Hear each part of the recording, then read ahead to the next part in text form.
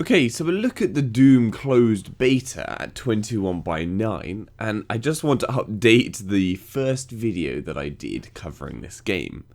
So it has come to my attention that there is a way to get this working at 21:9, thanks to a lovely sub, which is fantastic news.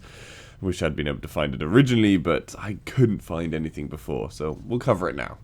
Oh, and before we go any further, I must apologise for the useless FPS on this video. I'll explain more on why this is later. So running this at an ultra-wide resolution requires a launch options edit in Steam. Go to your library on Steam, right-click on Doom, click on Properties, Launch Options, and in this box, paste in the text I have in the description. Now here you can change the launch options to be any width and height you want, so either 3440 by 1440 like me, or 2560 by 1080. You can change the FOV, but this FOV hack doesn't work anymore, and another one hasn't appeared, but I've left it in so you know what it used to work like, and if a fix is found, although that is unlikely as the beta closes today, you can just replace this old one with the new one. And once you've changed all this, then click OK out of these pop-up screens and you're good to go. So once you've done the modding, the gameplay now scales correctly to 21:9, showing off more of the world on the sides of the screen. Some HUD elements in-game are stretched from their 16:9 counterparts, like icons showing where the demon spawn is and the capture symbol, but the majority of the HUD is just stuck at 16:9 and isn't stretched, which I prefer over it being stretched to 21:9 when it can't actually scale to 21:9, as that would just take more of the screen away in icon space. For the menus, basically any UI on screen isn't stretched, just either shifting correctly to the sides of the screen or sticking at 16:9, which means it looks great. The only thing letting it all down is the background scene is always stretched in the menus. This extends into character and weapon customization, where your character or the weapon on display is stretched while you're editing it, which is a little annoying.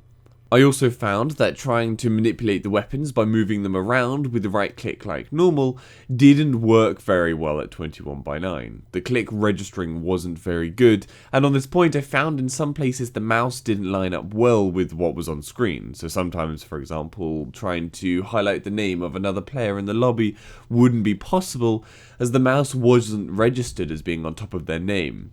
But for the main menu buttons, this didn't seem to apply. As in the main buttons on the screens, not the actual main menu. A bit confusing.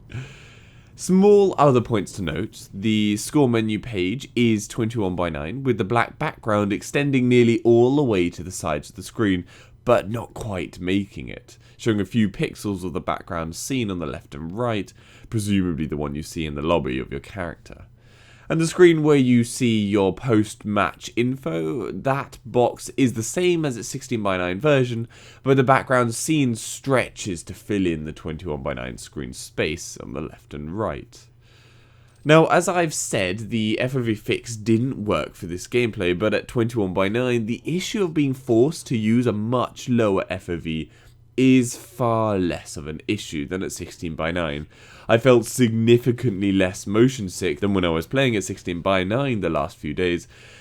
Finally, the loading screens are locked at 16:9 with black bars, so there is no image distortion here, just black pillar boxes, so it's good and bad. Now I just want to touch on the nightmare that is recording this game. It refuses to record in full screen, and this is quite an achievement on Bethesda's part because every single damn other game out there has no problem with this. So I tried to do it in borderless and windowed mode, however both cause a slight change in resolution, but for this video it will do in getting the point across. Sorry about that. Actually wasn't an issue when I ran it at 16:9, as I just cropped out the sides on the borderless screen, but for 21:9 it's not quite as simple as that. Furthermore, recording causes horrendous FPS drops on this game, something I just don't experience in most games as Game Shadow is such a lightweight tool. I then decide to try and record at 1080p to get back that FPS stability, But the game, after launching into a map, would then return to 1440p, even if I had selected 1080p on launch up. I don't know, I could have gone on a little longer, but I thought the main point was just getting the 21:9 info over to you guys, and that's just my little rant. The hardest part of making this video was just recording the gameplay, and it didn't even come out nicely for you guys. But I can assure you, it ran much better when I wasn't recording and it was full screen. However, there is definitely a noticeable FPS impact from going to 21:9, something which most games just don't have a problem with.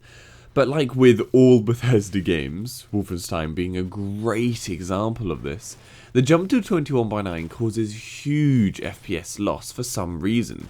Maybe the engine just isn't developed to handle it well. Anyway, I hope that gives you some hope for the final game's release and its potential to support an ultra-wide resolution. The game is just plain better at 21:9, and I goddamn hope support is there. Even if we have to hack it using the same method, I just don't want them to forcefully remove any ability to make 21:9 an option. Obviously, I just wish they would support it properly. Essentially, everything is already done. They just need to fix the background image stretch in the menus and fix the stretched icons in-game and allow an FOV slider, and it would be perfect for me. We can hope all we want, but I suppose we're not going to find out for a while yet.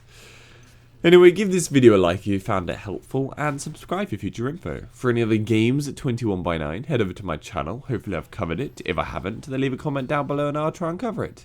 And if you would like to donate to the channel, then links to my Patreon page are in the description. See you later.